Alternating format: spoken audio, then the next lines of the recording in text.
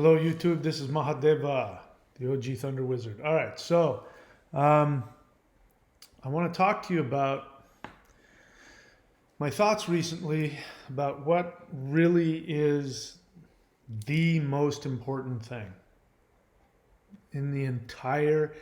It's the most important thing for spirituality, for healing.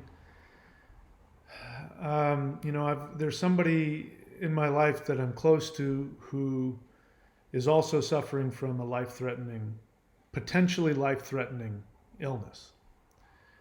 And this is somebody whom I respect, whom I love, who has nothing but kindness in their heart and is helpful to a fault. And because of some other things I know about their life, it's got me thinking about really what the most important thing is. All of the stuff that I teach, there is nothing more important than what I teach you in the book, The Shamanic Secret Commandment to a Perfect Life. Because, there are people that I've known who have passed away, there are people who I know who are still alive. And really, if I were to apply myself to their lives, I would go, man, they're really wasting their time either with ego-driven stuff or focusing on the past or living for other people, trying to make other people happy, taking their happiness, putting it aside in the belief that they can help and fix other people. And it doesn't make sense. There are really horrible people out in the world who are perfectly healthy, who are skating through life, don't seem to have any problems. And then there are other people who have the biggest hearts in the world, who really care, who really work hard for others. And they're suffering. Some have died. This individual, this may, I don't want to get specific, but this individual may die from this. And it just really got me thinking again. When it comes to spirituality, people think that what's most important is to focus on good things. If you talk to a lot of spiritual people, like in church or even in, other religions, Hindu religions and others, they'll say what's most important is to stay positive, to focus on love. And they'll say that if you focus on negativity, then negative things will happen. This isn't just the law of attraction, you find it in religion as well. And as I was thinking about people that I know who are still alive, who are miserable, people that I've known who have passed away, who were the best human beings I've ever known, who were so kind, so loving, that don't deserve to be, have life taken away or have horrible illness happen to them. And thought about my life and what has happened in my life and how my life has changed and turned around. I've come to the conclusion once again that what is most important about this life is not being a good person. The most important thing in this life is to live every single moment like it is your last, and to live it with selfish commitment to your own well-being, your own spiritual, emotional happiness and well-being. To live for your own soul desire. And I'm specifically thinking of people who either in their mind have been trying to spend their whole lives trying to get love and approval in all kinds of negative ways that hasn't helped them. And I'm thinking of people who have lived selflessly for other people, who are the most spiritual, wonderful people. And at the same time, knowing what I know about them, they've also given up huge chunks of their lives for others. and it's cost them. So, I mean, I'm still just once again reminded that what is most important is to go to bed every night asking yourself, did I fulfill my desires today? And it's so important to make a differentiation between, uh, because a lot of people will think, well, there's my desires and then there's living for other people. So where do I, how do I balance that out? As though the assumption is if you live for yourself, you're somehow taking away from others. But that's only the case if you have chosen to create contracts with people. For instance, you choose to have kids. That's a contract you can't get rid of. So I don't have kids for a reason, because I've never wanted to, give my life away like that. Every time, I don't desire kids, but every time that I've thought about it, I have always come to the conclusion that I didn't want to give away all of my time and my energy raising a child. I was, I was acting, I was chasing my career as an actor, which was really an excuse. I know actors, struggling actors who also chose to have kids. But the point is that no, this is what I want for myself. I don't want to throw that away and give it to a kid. I also thought that it wasn't fair. I also felt that if I were to have a kid, I would only do it if I knew that what was most important to me was to bring a life into the world, and then spend all of my time and my effort making sure that that child got everything that they deserved to have the best life. And I knew that I wasn't desirous of doing that, and that in and of itself disqualified me from having kids. But that's just an example. So there are some people, they have kids, they get married, they give their life over taking care of family or friends or something, and on paper they're the kindest, most loving, most giving, most spiritual people that you could ever meet. But they end up lots of times in misery, and they end up lots of times suffering from horrific illnesses. And I can't help but, make the correlation. Now, there are some people, as I said, who were just horrible people who skate through life and have no illnesses whatsoever. And when it comes to that, my conclusion is, well, they're not spiritual people. They're not loving. They're not kind. They don't spend their lives in service to others. They don't sacrifice themselves for other people. And they just do whatever the hell they want when they want, and they're perfectly healthy. And that flies in the face of, I think, what we've been taught, which is that a truly spiritual person is the person who sacrifices themselves for other people. And I have nothing against charity and giving and working. I do it all the time. A lot of this channel is devoted to just getting out the message and giving things away. I've taught classes for free. I've been there for people, certainly. So it's not that I'm saying, screw everybody else. But the difference is, if I give because it makes me happy, not because I feel responsible or because I feel it's my duty or because I want other people's approval. I don't do it for those reasons.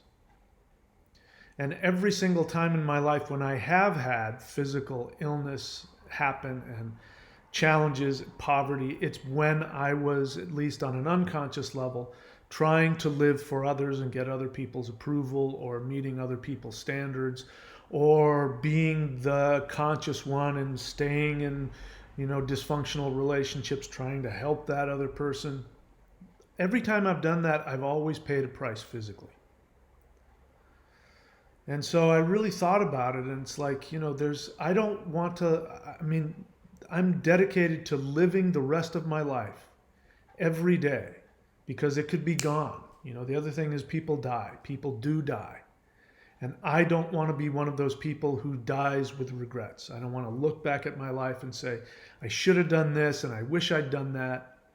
I have things I still want to accomplish. There's things that I'm desirous of giving myself. Very selfish things. And I'm more determined than ever to make sure that I do that I always do that for myself.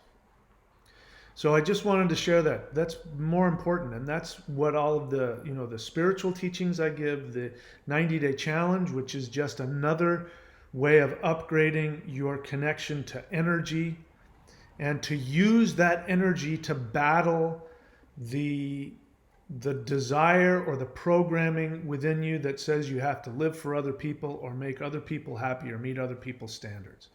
And instead to focus on taking the good that people want to do. They love other people, they're kind to other people, but they don't apply that to themselves. That's what I've seen, is that they will be wonderful and kind and giving and nurturing to everybody else except for themselves. And so it should be the other way around. Your first duty should be to yourself, to give yourself love, to give yourself nurturing, to meet all of your desires. And then from the abundance that you have, of the health and the beauty that you have, then give to others out of your abundance, because it makes you happy. Even you've made yourself happy, and to make yourself even more happy, now you're going to sacrifice and give to others. Because otherwise, the universe, again, the universe doesn't punish evil people, strangely enough. Not to the same degree. The universe punishes people, seemingly, who don't make their spirit and their health the priority, and their happiness the priority. That seems to me, from my perspective, to be the most important thing. Not, and if you do that, you get everything else. If you're happy, you're going to be nice to other people, you're going to be fair, you're going to be kind. I had an opportunity today to sell a surfboard, and the guy was really wanting it, and he wasn't near me, so he wasn't able to look at it. And after talking with him, I said, this isn't the right surfboard for you. Now, I really want to sell this surfboard because I want to then take that money and buy myself a new one. And it would have been so easy. He really wanted it. And, I would have been within my rights to have said, hey, you know what? This guy wants it. Let him have it. If he doesn't like it, he can turn around and sell it. It's not my problem. And that's true, except that because I work so hard to make myself happy, and because I work so hard to create a connection, a loving connection with the universe, and I trust that the universe will always empower me, always. Because of that, I didn't have any need to sell him something I knew that probably wasn't going to help him. And even though I want that extra money, I really want that extra money, I'm going to be fine. And it'll sell, it'll get to whoever needs it. And I'd rather the surfboard go to somebody who's going to use it and appreciate it. And that's because I give to myself first. So the idea that we have to separate between should I give to myself or should I give to others, that's a false choice. If you give to yourself, you will have nothing but things left over to give other people. And even if you can't, when you come to the realization, many times if you do this, you'll go, you know what, I can't do that for them. I mean, I go through this again in other situations. I realize, I can't do that for this person. I have the feeling that I should. I feel the obligation to do so. They may want me to do so, but I realize that I can't. I don't have it within me. It's taking away from my satisfaction. And so I recommend that you do that. I recommend that you invest in yourself first and everything else and everybody else later. I'm beating a dead horse here, but anyway, this is also a means I'm checking to make sure that my YouTube is uploading, because I got to tell you, listen guys, if you get a warning from YouTube on your channel, do not appeal it. I made a video a while back as I make some, I'm outspoken, and I made some political videos a while back, and one of them got flagged, and it was YouTube took it off, and then they sent me a warning They said, we're taking this video off because it violates this guideline having to do with inciting violence or something like that. And to me, it looked like somebody had just read the title and looked at the thumbnail and thought that I was a QAnon or something. So it says, if you want to appeal, click here. So I clicked appeal. And I said, hey, I think you're making a mistake. I think that you're looking at it superficially. Never have I done that. In fact, I'm saying the opposite. I didn't even need for them to, to change it. I'm happy to lose it. And I even said, I appreciate what you guys are doing, and I firmly agree with you. I think in this instance you're wrong. And it's only because they gave me an option to appeal. And they said it was just a warning, but if you want to appeal. So I appealed. As soon as I appealed, as soon as I hit enter and sent the appeal, within 10 minutes they had then given me a strike and said I can't live stream for a week. So I want to see if I can even upload this video. So if I can upload this video, then I know that they're letting me upload but not do live stream. So that's my other thing. I'm not going to be doing live streams for a week. I went and talked to some other customer service saying, hey guys, which one is it? First you told me it was just a warning, then you told me it was a strike, and can you please, I feel like I'm being punished for following your invitation to appeal. But I think when it comes to YouTube, if they tell you, just don't fight with them. I regret sending that appeal. I wish I hadn't done it. Don't do it. Do not respond to anything YouTube says with an appeal. They will cancel you like that. Anyway, I hope that this video gets uploaded, but in any case, unless this gets resolved, I will not be live streaming for a week. So I'll see you, what is today? Today is the 11th, so I'll see you after the 18th. All right, that's it. Hopefully I'll still have a channel in a week. Anyway, that's it, guys. I hope you're doing well. Please take care of yourselves. Be safe. And I will see you when I see you.